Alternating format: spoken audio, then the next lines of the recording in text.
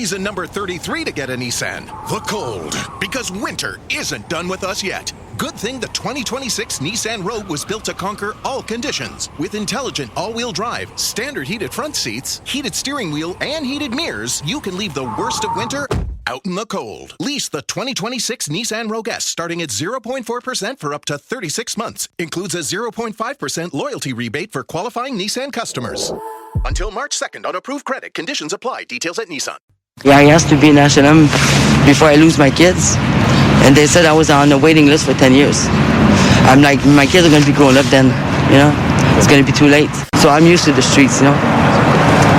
But I would rather have my four walls, you know, and my roof. That's for sure. There's not a lot of help for people like us on the streets. That's what I think.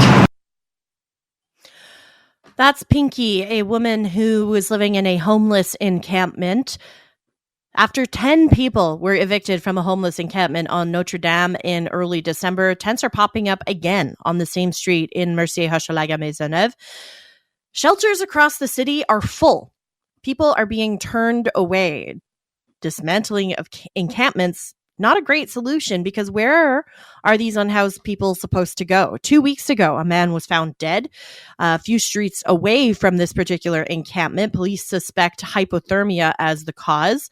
But the problem is persisting, and experts are pushing not just for short-term solutions, but sustainable solutions to be implemented.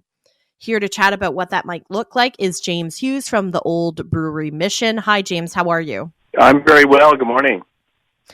Now, I understand the situation is quite dire. Shelters are completely full, and people are being turned away. Is this actually happening?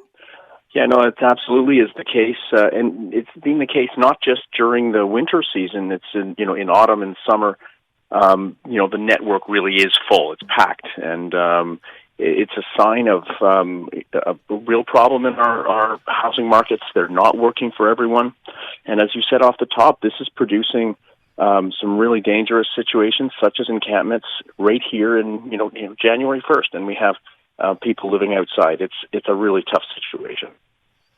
The instinct always seems to be to dismantle these encampments, but if the shelters are full and you're taking away the one, not very safe, but safer option that these unhoused people have, where do they go? There is so much anti-homeless infrastructure in Montreal, spikes on doorsteps and benches with arms, little arm rails in the middle so you can't lay down. I'm just constantly worried about what is going to happen to these people, especially in these cold winter months. Yeah, so well said. This is an issue that's starting to define our city. We're on the air in the media a lot talking about this, and it's getting, we're all very, very nervous in the network about what is coming next. Are we going to have larger numbers of people needing to stay in encampments, needing to use the metros until they close, using hospital rooms? I mean, many emergency rooms are becoming small shelters because there are no other options at this point. So, actually dismantling encampments, and there's been over 500 of them, 500 dismantlements in 2024. That's a lot of dismantlements. That's a lot of police presence. That's a lot of bylaw official presence. That's a lot of dump trucks and garbage trucks that are going into these public places to clean them up. That's a lot of resources. And as you say, where do they go? Well, they go around the corner, or they go to another spot, or they come back, just as this report has said, to the exact same spot they were before because they have no other options. So really what we need to do is provide more options. We need a different toolkit to deal with this problem, just as other cities are starting to think about things differently and not just a reflexive eviction. We need to bring more modernized approaches to encampments than we've ever had before. And what would those modernized approaches actually look like, James? Yeah, so right now, we have old bylaws that, require city officials to displace people from public places. Why not bring in new protocols that allow officials to permit people to stay and proactively bring hygiene services such as garbage cans and toilets, bring psychosocial services to bear so we can actually get to know these people and help them find an alternative. We have to remember, people don't want to be there. They want housing just like you have and I have. This is a survival tactic for them to try to, prevent their demise, right? So having new rules and new resources, such as cities like Hamilton, Toronto, have and are showing some really interesting results. We in Montreal need to modernize our regulatory toolkit and the resources that we have available to serve people that are living outside.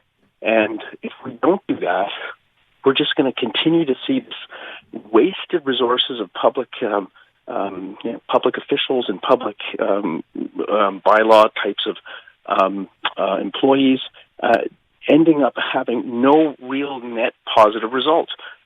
So let's just do something way better than we're doing today. There is a roadmap to do that. Let's follow it. I think part of the problem, James, and correct me if I'm wrong, is that for the greater society at large, they see unhoused people as a burden on society, that it's unsightly for our city streets. And, very often when there's a big event in a city, the police will move homeless individuals out of the area. We just saw that happen in Toronto, right? A whole bunch of homeless encampments were moved outside of the Rogers Centre when the Eras Tour came to town. It happened during the Vancouver Olympics. If I remember correctly, everybody got a bus ticket and was shipped out of Vancouver so that the streets could look nice and pretty for the global media. And I think what people fail to realize is how close we all are to being that unhoused person on the street. I mean, the latest information I could find was that 60% of Canadians are living paycheck to paycheck.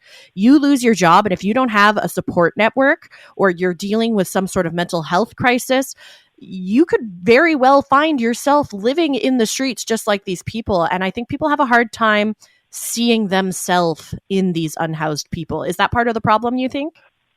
I agree entirely. It's really us versus them, when in fact it's us. The number one reason for homelessness in the last street count was evictions, including renovictions from a private rental dwelling.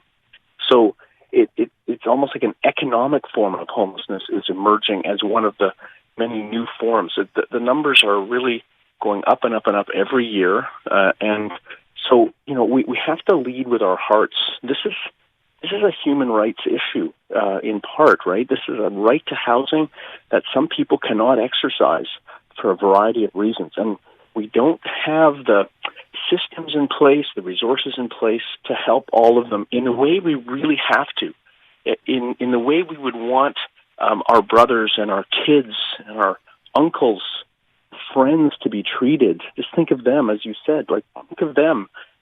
If they're in that situation, you'd want a system in place to make sure, at minimum, they had an apartment that they could afford and keep. And we just don't have that in place today when we could. And I'm convinced, today is January 1st, that 2025 is going to be a much better year than 2024. I think new investments are going to come in housing, those long-term solutions you mentioned, as well as short-term solutions, trajectories out of encampments into modular units, into hotel rooms, short-term temporary apartments.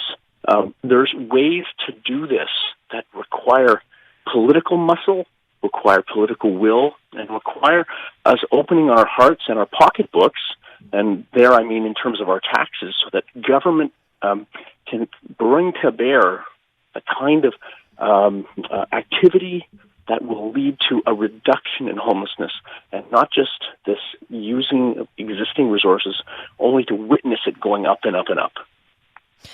Wrapping up with James Hughes, CEO of the Old Brewery Mission. Before I let you go, James, I'm curious because I think for a lot of people, they don't know where to turn to demand better services for our unhoused people. Very often I hear people blame Valerie Plante, they blame François Legault, they blame Justin Trudeau. Which level of government do you think needs to step it up a little bit more right now? Who bears most of this responsibility? Yeah, or a lot more. Well, first of all, the City of Montreal can exercise more leadership, and I'm convinced in 2025 they will.